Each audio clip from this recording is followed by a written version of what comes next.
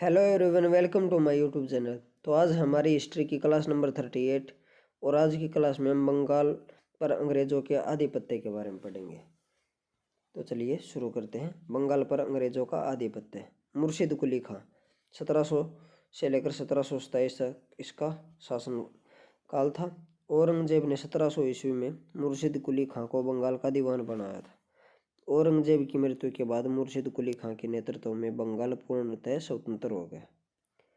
इसने अपनी राजधानी ढाका से मुर्शिदाबाद स्थानांतरित की। पहले राजधानी ढाका थी, उसके बाद इसने यह राजधानी को मुर्शिदाबाद लेगा। इसने इजारेदारी प्रथा प्रारंभ की और इसने कृषकों को तकाबी ऋण प्रदान किया। तकाबी ऋण खेती के लिए अग्रिम कर्ज होता था। इसका उत्तराधिकारी इसका दामाद शुजाउद्दीन हुआ। शुजाउद्दीन 1727 से लेकर 1739 तक शासन रहा इसका। यह पहले उड़ीसा का उप सूबेदार था। इसने 1732 ईस्वी में अलीवर्दी खां को बिहार का उप सूबेदार बनाया और आगे चलकर यह इसकी सबसे बड़ी गलती साबित हुई। उसके बाद सरफराज खान 1740 ईस्वी में गिरिया के युद्ध में सरफराज खान को मारकर बिहार का उप सूबेदार अलीवर्दी खां बंगाल का नवाब बना। अलीवर्दी खान ने इसने मुगलों को राजस्व देना बंद कर दिया। इसके शासनकाल में बंगाल इतना समृद्धशाली बन गया कि बंगाल को भारत का स्वर्ग कहा जाने लगा। तो भारत का स्वर्ग किसे कहा जाने लगा था? बंगाल को। किसके समय पर? अलीवर्दी खां के समय पर। उसके बाद है इसका उत्तराधिकारी इसका दामाद सिराजुद्दौला हुआ। सिराजुद्दौला का शासनकाल 1756 से लेकर 1757 ईस्वी तक था। अलीवर्दी खां के बाद सिराजुद्दौला बंगाल का नवाब बना। नवाब बनते ही इसका विरोध होना शुरू हो गया। इसका जो प्रतिद्वंदी थे वो थे शौकत जंग, घसीटी बेगम, मीर जाफर। घसीटी बेगम को बंदी बना लिया गया। उसके बाद मनिहारी का युद्ध हुआ 1756 ईस्वी में। इसमें सिराजुद्दौला ने शौकत जंग को हरा दिया। उसके बाद है ब्लैक होल की घटना, जो कि 20 जून 1756 ईस्वी को हुई थी। जेड होलवेल के अनुसार नवाब सिराजुद्दौला ने 20 जून की रात को 146 अंग्रेज व्यक्तियों को एक छोटी सी कोठरी में बंद कर दिया। अगले दिन 146 में से केवल 23 व्यक्ति ही जिंदा बचे थे। इस घटना को काल कोठरी की त्रासदी या ब्लैक होल घटना के नाम से जाना जाता है। उसके बाद प्लासी की लड़ाई। यह लड़ाई या यह युद्ध 23 जून 1797 ईस्वी को लड़ा गया। प्लासी का युद्ध अंग्रेजों व नवाब सिराजुद्दौला के मध्य लड़ा गया था।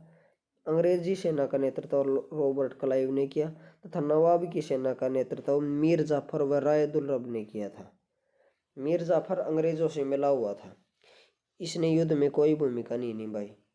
नवाब की सेना के वफादार सिपाही मीर मदान और मोहनलाल युद्ध में लड़ते हुए वीरगति को प्राप्त हुए। सिराजुद्दौला की भी हत्या कर दी गई और षड्यंत्र के मुताबिक युद्ध जीतने के बाद अंग्रेजों ने मीर जाफर को बंगाल का नवाब बनाया, क्योंकि यह अंग्रेजों के साथ मिला हुआ था।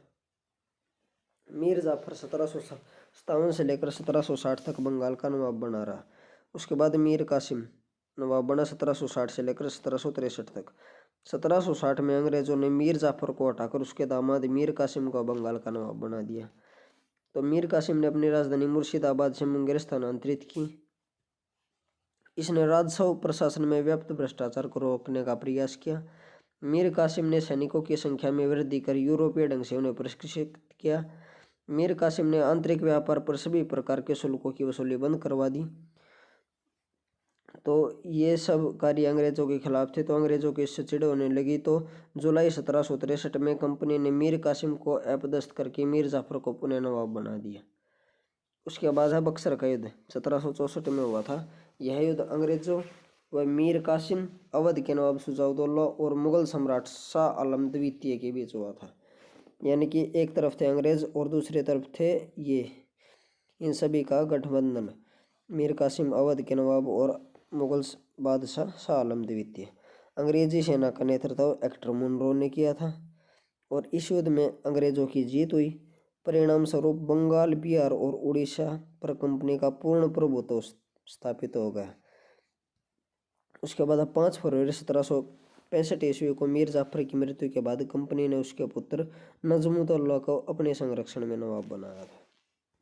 और इसी के साथ ये टॉपिक खत्म होता है। अगर आपको वीडियो अच्छी लगी हो तो वीडियो को लाइक एंड शेयर करें तथा चैनल को सब्सक्राइब करें। Thank you.